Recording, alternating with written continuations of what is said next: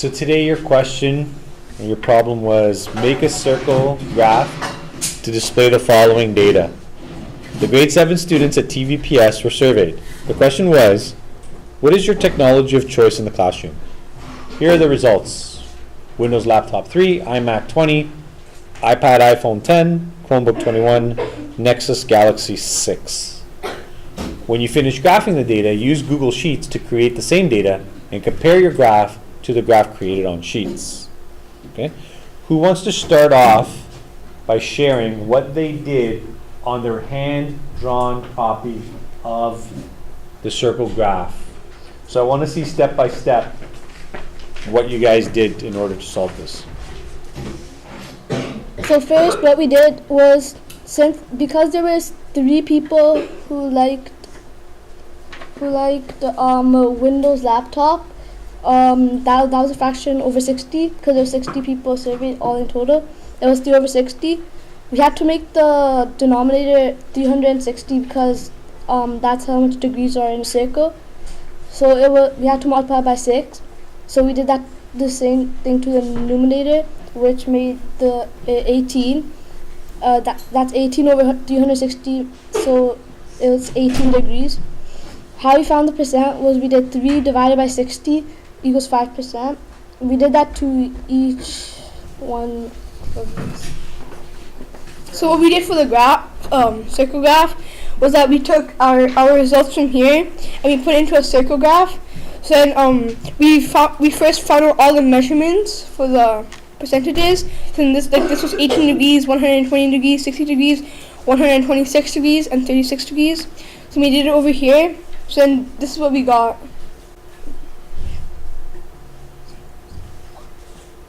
And this was like 33.3%, 16.7%, 35%, 10%, and 5%. So did anyone use a different method to find the percentages that was not the same as theirs, like completely different? So the different method we had, which was different from Wajid's, was to find the percentage So then, like for Windows, it was 3. The fraction was 3 over 60. So we wanted to change that to a percent.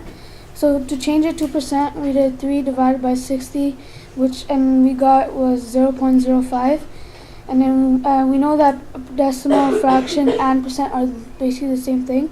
So 0.05 would equal to 5%. And then on the circle graph, how we made this is for each one. So if it was 5%, we know that's equals to 0.05. and we multiplied that by 360 degrees because that's the total degrees. And the answer was 18 degrees. So then we put that into the circle graph. And we did that for each piece of technology.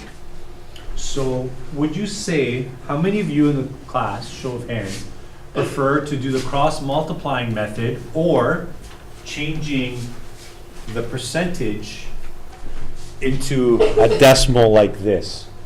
Who takes cross multiplying? Who prefers the decimal way? Okay, this decimal way is one less step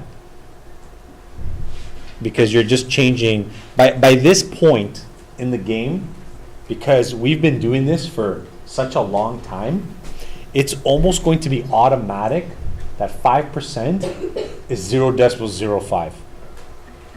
That has now become common knowledge for most of you.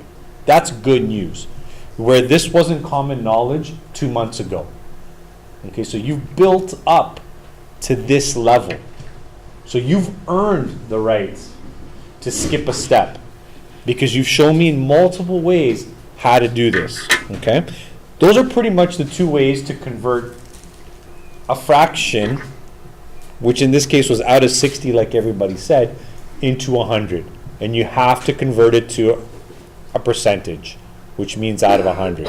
So then the next step was obviously converting it, finding the exact angle, and it's out of 360 degrees for a circle. Okay, let's look at some of your graphs here. Okay, so I'm going to look at one graph here. We entered the results here. Let's have a zoom let's zoom in on the chart. And then Waju, can you bring up yours? Because this is your graph. I should be able to grab anybody's, but I can even grab this one, I'll grab this one, let's grab this one. Okay, so here is the graph created on Google Sheets. I don't really care what program you use, it's just easier to do Sheets. So it can sync with my Nexus here. So this was their group's chart. It actually looks pretty identical. The comment that the group made, which was an interesting comment, was it's not in the same order, but that's okay. It doesn't have to be in the same order. But if you look at the 33%, 33.3 and the 35, it's almost like this. Except theirs is inverted. You see this? This is how their graph came out on Sheets, and they drew it out. If you've rotated it this way, these two are just inverted. Okay? So if we look at other ones, they look very similar. This one's actually identical. Okay? The values are exactly the same. And the last one, I like how these two guys put the big chunks together. It just kind of shows you what's dominating our classroom. And this is actually pretty accurate to what we use in this class. The iMac and the Chromebooks are the most used. So you can see how much they really take up. If we had to graph this on a bar graph, you would not get to see the impact that a circle graph shows you. So this really shows the majority of the class using Chromebooks and iMacs, which is pretty accurate. So remember, as a final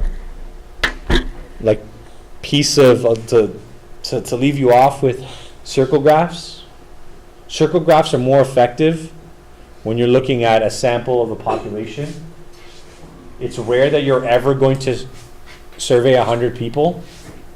If you are going to survey 100 people, then maybe the circle graph isn't always the best choice.